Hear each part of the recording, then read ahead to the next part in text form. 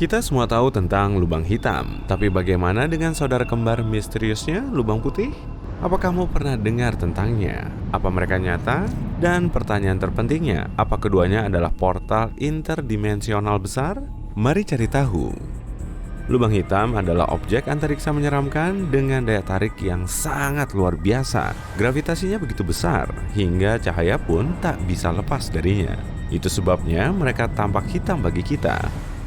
Mereka muncul saat bintang yang setidaknya 3 kali lebih besar dari matahari mati, menua.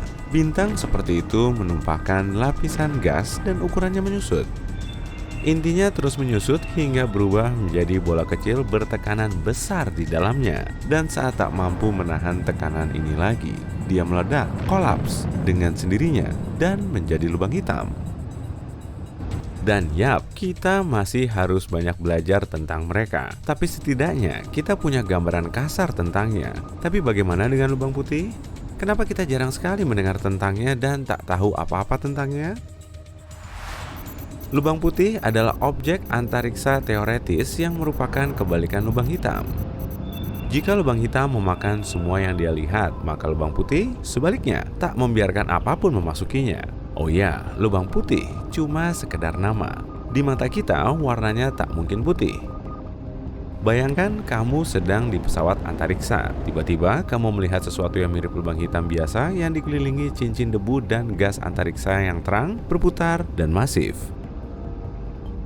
Namun, kalau terus menatapnya, kamu akan melihat sesuatu yang unik. Lubang ini memuntahkan materi dari pusatnya.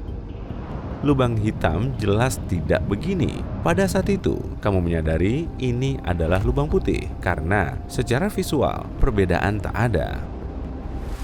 Kedua fenomena antariksa ini punya apa yang disebut cakrawala peristiwa yang merupakan semacam batas. Untuk lubang hitam, batas ini menjadi titik tak bisa kembali. Kalau melewatinya, tak ada jalan kembali untukmu. Tapi untuk lubang putih, itu lebih seperti tembok tak terlihat yang tak bisa kamu lewati. Agak mirip klub eksklusif yang gak ada isinya. Nah, ini dia yang menarik. Suatu kali, sebuah lubang putih mendapatkan material dalam jumlah besar dari suatu tempat, entah bagaimana. Tapi kemudian, dia berhenti menyerap materi ini dan mulai memuntahkannya. Jadi, artinya dia memuntahkan sisa-sisa masa lalu. Tapi masa lalu apa yang dimaksud? Bisakah lubang putih memuntahkan sesuatu yang pernah ada dan sudah lama menghilang? Bisakah mereka memengaruhi dunia kita? Gambaran ini mungkin agak mengkhawatirkan, tapi tenang aja, sebab kita belum menemukan satupun lubang putih. Mungkin karena pengetahuan kita tentang antariksa sangat sedikit. Pada abad ke-20, Albert Einstein dan teori relativitas umumnya menghantam fisika seperti tsunami. Dia menemukan sesuatu yang luar biasa, yaitu gravitasi, sebagai kekuatan perkasa yang tak terlihat, mampu membengkokkan ruang dan waktu. Penemuan ini merupakan suatu terobosan. Saat itulah para ilmuwan pertama kali berteori tentang keberadaan lubang hitam. Tapi mereka butuh lebih dari 40 tahun untuk memahami objek antariksa ini, atau bahkan membuktikan keberadaannya. Baru belakangan ini kita melihat foto pertama lubang hitam yang terletak di pusat galaksi M87. Kamu mungkin mengingatnya, banyak orang menertawakan fakta bahwa itu terlalu buram. Tapi kita harus memberi penghargaan lebih kepada para ilmuwan. Foto ini diperoleh lewat kerjasama internasional antara stasiun antariksa dan 8 teleskop darat. Jadi, pada dasarnya kita butuh upaya dan sumber daya yang besar untuk mendapatkan bukti kecil tentang keberadaan lubang hitam. Pantas saja kita masih belum menemukan saudara kembarnya. Namun, di sisi lain, banyak ilmuwan kini berpikir bahwa lubang putih bahkan mungkin tidak nyata.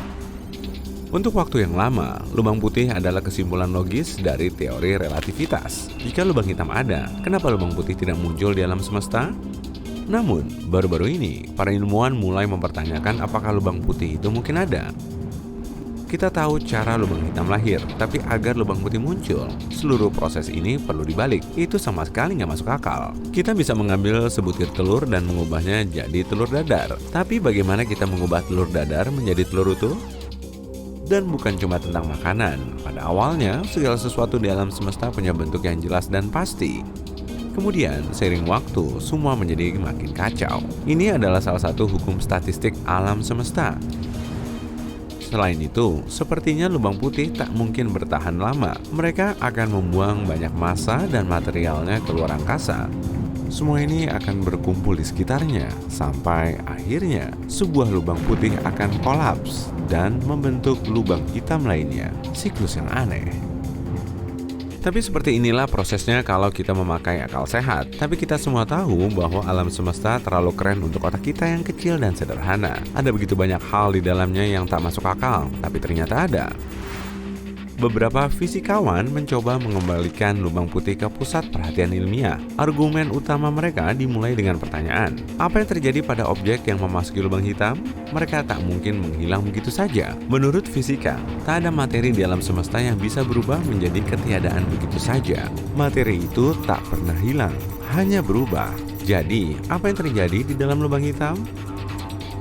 Apa yang terjadi pada lubang hitam itu sendiri saat usianya habis? Dan bagaimana lubang putih lahir? Seperti yang mungkin sudah kamu duga, semua pertanyaan ini mungkin punya satu jawaban.